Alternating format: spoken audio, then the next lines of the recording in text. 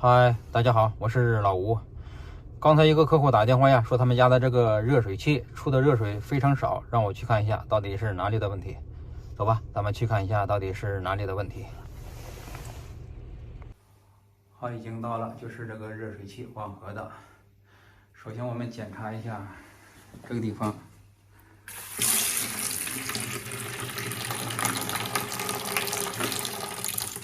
热水非常的少，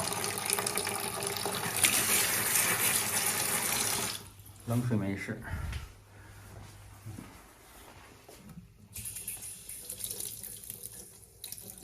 这是这个热水也是非常的少，说明它这个自来水的压力是正常的。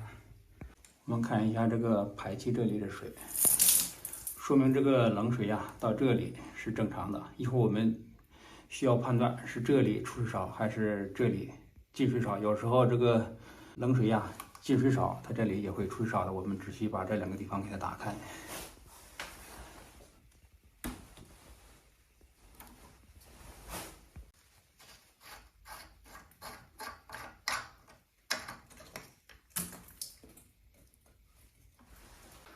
好，现在这两个地方已经卸开了，这是这个凉水管，我们开一下，这个地方正常。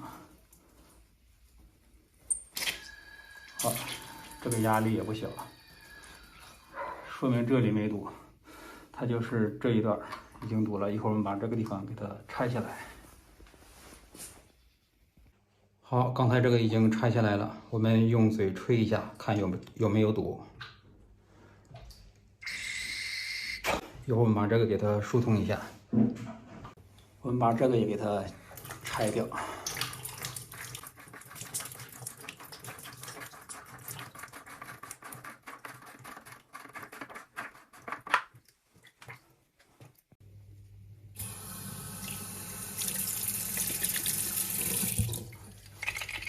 看到没有？